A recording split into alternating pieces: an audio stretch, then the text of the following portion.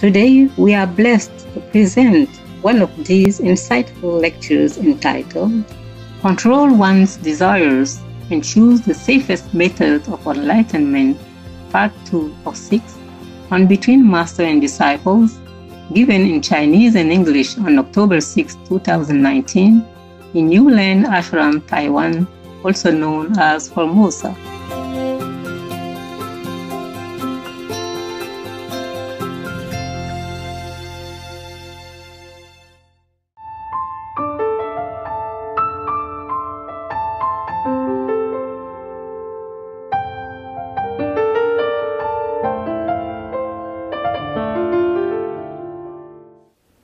You remember the story I told you about Kabir? He offered his wife to the neighbor grocery store owner so that he may have some food for his true seeker at home. Yeah, he didn't have a lot of money. He worked for his upkeep by laboring. He doesn't earn a lot of money. So then he didn't even have money to buy enough food for the influx at that time of the true seeker who flocked to him for wisdom and maybe initiation. So his wife went neighboring to borrow some flour until they have enough money to repay, but the owner wanted something else. If she stay with him for a night, then she can have anything she wants for that day. But she doesn't stay, of course. She went home and told her husband. So her husband, Kabir, Saint Kabir, who has been chaste, abstinent from physical intercourse with his wife all this time, and who advocates abstinence, brought his wife, carry her by himself to the grocery store owner and say, "Here she is. You can have the pleasure. Let me have the food." Some of you ask me, why would the saint do that? Isn't that kind of contradictory to us, what he preached? Anybody? Tell me, all these years that you have been listening to me, I want to listen to you now. Who can tell me? Well, I have that fancy glass for you. Look good? No, the fan? Anyone? Why did Kabir do that? 因为他为了要利益众生，所以什么都可以牺牲，包括他自己。OK。下一个，另外一个呢？无条件的爱，无私的心，无我的奉献。Good, very good. What do? I have only this fan. Look good or not? Which one? Okay, never mind. I give it to you both, and I can have other one next time. There, 2，那么2个。Very good. Very good.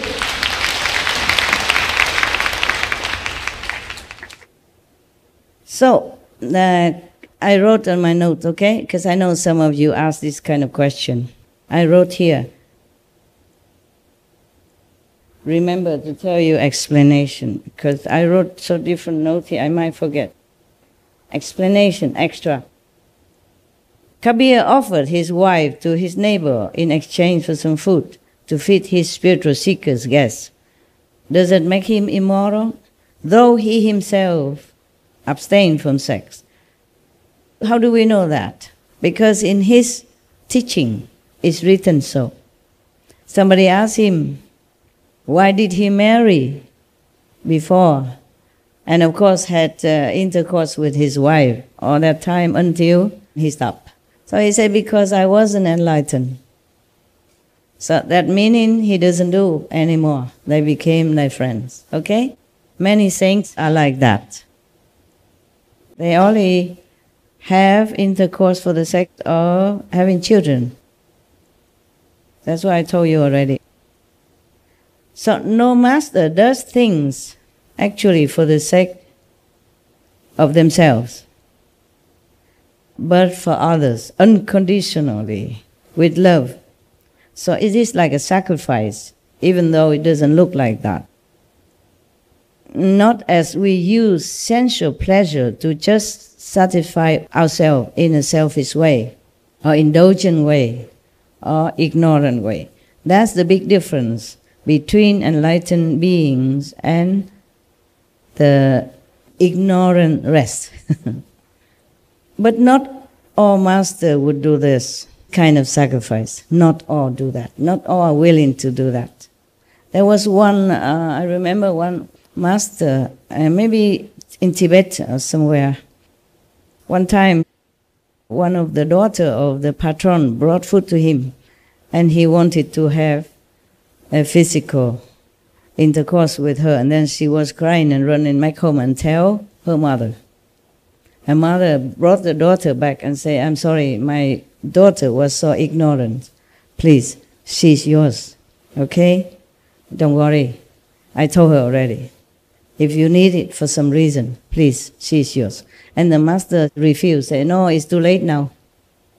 I don't need her anymore, because I just saw one of my friend was going to be reborn into some of the bad stage of existence, a bad animal's form. So I just wanted to help him to be born as human, and then I can continue to help him. But she ran away, and it's too late. He's gone already. He's gone into an animal incarnation already, so no need now, but thank you. Not every master do this, huh? Not all masters do this. Very rarely, very rarely. Very rarely the master gave it all. Maybe the master did not know. Also, maybe the master know but did not want. Many masters don't even want to teach students, or teach very few students, selected few, after observing for a long, long time, that they come and work for him and do some labor to earn merit, and then the master observe to see which one are more potential for the real thing, for the real initiation. So you can see the example of the master of Hui Neng. Even though Hongren, the fifth master of Zen after Bodhidharma, has many people came to him. The rich, the famous, the powerful, the normal, the common. And the monks, they came to be monk with him also. But he did not really teach them a lot. Maybe just to recite Buddha's name, bow to the statues, recite in morning and evening liturgy, the service, morning, evening service, for the ghosts and for all beings, to pray for all people. So when he have a test, exam, to see who is worthy to be his successor, the best of his so-called monk disciple wrote some, verses. It's like I could even write it myself. Very common, very classic, very safe, safe for stanzas. Until Hui Neng came, and then he wrote something else. He did not know how to write, how to read Chinese, because he came from Vietnam at that time. But he asked someone else to help him to write. And that is superior to anything that all disciple can ever imagine or can come up with. It's not what he wrote. It is truly he realized that. Because he is super enlightened already. He was enlightened already before he came to this master. But then this master, of course, gave him the official transmission of the Dharma, and he became complete enlightened then. Therefore, you can see what he wrote. I'm not trying to explain the Diamond Sutra here, so we skip that. I just want to tell you that his writing mirror what he realized inside. That's why Master Hongren gave him his chasa, the clothes, and the begging bowl that has been left since a Bodhidharma for the successor. It's just a symbolic of successorship. It don't cost anything much. It's just a normal monk's robe, okay? And a normal monk begging bowl is not made of gold or diamond or anything that is so precious that somebody even chased Hui Neng afterward trying to kill him to get these things. Many people want to kill him or to harm him for these monk's robe and for the begging bowl. Not because they are valuable. It's just they are a symbol of mastership, of the succeeded mastership. And they hated it when a Vietnamese just came not long ago and then left with the most treasure of China at that time. Even not many masters want to give disciple initiation. Milarepa, he has to work for a long time, and suffer a lot of beating, scolding, and then even he sneak into another area to find the chief initiated disciple, just like Guan messenger nowadays, to get the initiation. It doesn't work. He has no experience, nothing, no light, no sound, because the original master Mahabharata did not allow it. It's not the chief disciple that gave initiation, it's the master who gave. Even the master is not there. Just like sometimes you get initiation here, I'm not there, but you still have experience. Meaning, in the old time, not many masters willing to take in a lot of disciples. Maybe followers, okay, you can come and go, clean the temple, to earn merit, repair the Buddha's altar, cooking for the assembly, all that kind of thing. But not the disciple. Because to give initiation means you have to shoulder that person's karma for life after lives after lives after lives, aeon after aeons, kalpas after kalpas. One person karma alone can cover up the whole sky.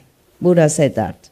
Not to talk about his families, his friends, his loved ones, wives, and 5, 6, 7, 8, 9 generation, backward, forward. So not every master willing to suffer, or not many masters having enough power to cover all that. Therefore, not to talk about any other thing that is extraordinary, like offering his physical body or his spiritual energy through physical contact. I will tell you why later. The extra, okay? Remind me. If any master sacrifice at all, then through the body suffering, like, for example, Jesus, bless his soul, or Prophet Muhammad, peace be upon him, or Buddha even, he has to suffer. But not much is written, because Buddha is man.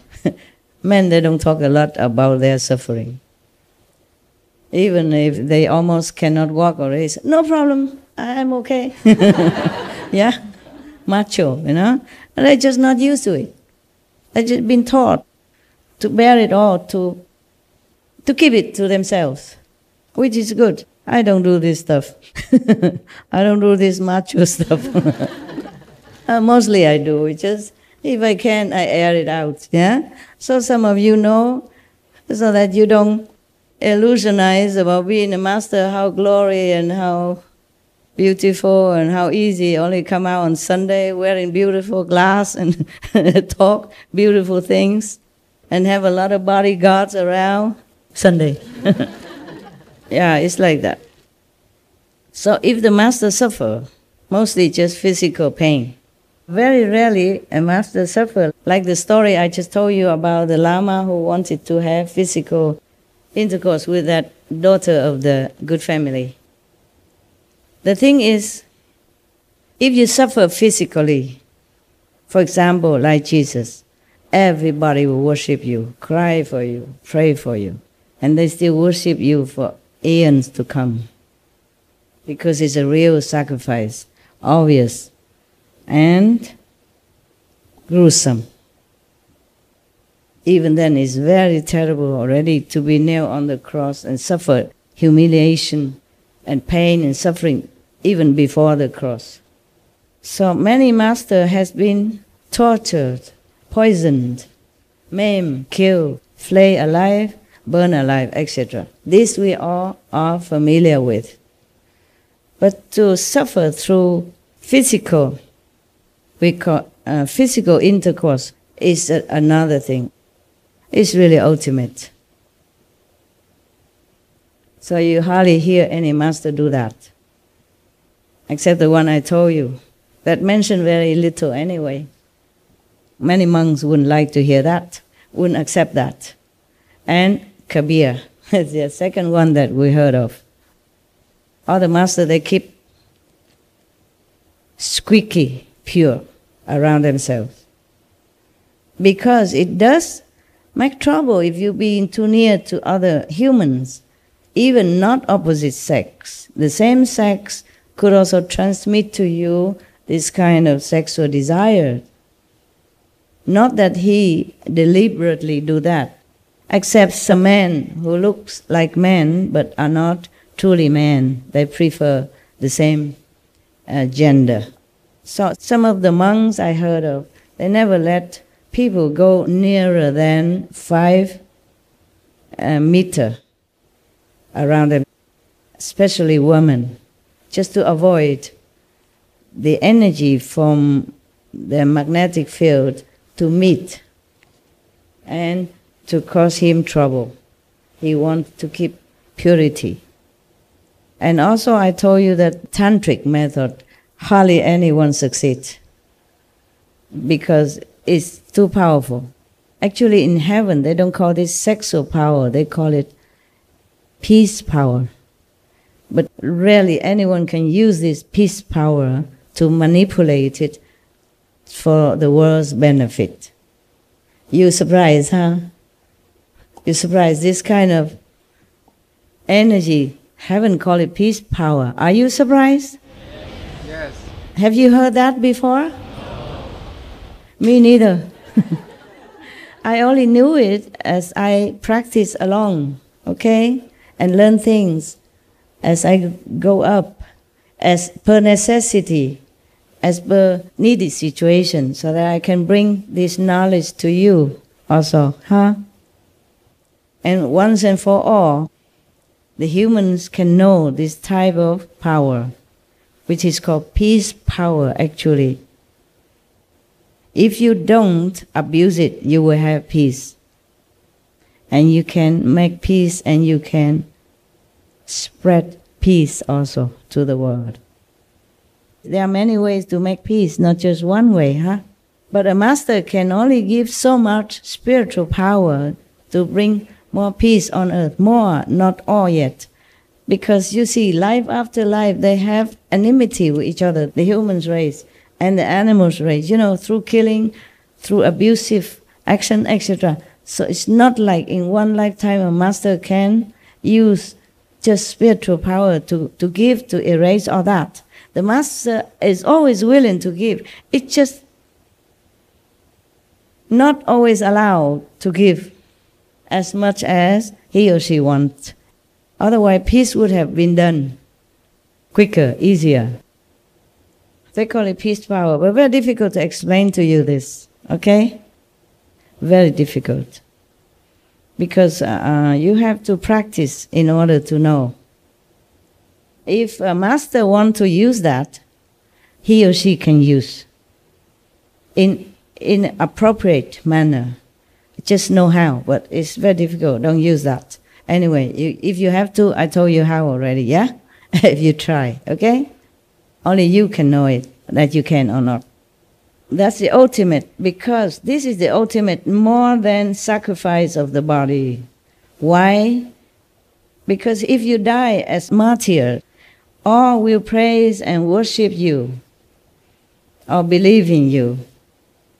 But if you have this physical, sensual act with the opposite sex, no one would ever understand it as a sacrifice. So your reputation will be ruined, 1. Your disciples will run away, 2, etc., etc. Your followers will drop you like a hot potato. So you see this. this method is a no, no, no, by all means, even by the adept. Actually, many masters also don't teach this. The Buddha also don't. Number one, it's very difficult and dangerous. Number two, people can abuse it. Some a half-baked teacher can always come up and say, oh, this method is good, I know how. I teach all of you. And then abuse it. And then slandering those who don't do it as well, because only half-baked or maybe a quarter-baked is not cooked. That master is not well done. And he just use it because it's so convenient, it's so pleasurable, easy to do. Easier than sit all day, meditate for many hours, eating one meal a day, wearing scanty, very simple clothes, living in a simple area. And then many of the vulnerable followers and believers would fall into this kind of trap, thus harming themselves. Harming themselves because they will think this is the way and the master is perfect. The master can do it. They lead you to liberation through that. And they're all falling. And they have no chance to find a true method. So many masters don't allow this, so it's just a taboo. No, no, no. Some masters know this, but it's taboo and it's easier just to say no. So no more question, no more trespassing, the limit. Not to talk about the master himself would ever do that for the above mentioned reason. But that is not all. That is not all harmful about this method. More to come. If I have time, I will explain to you.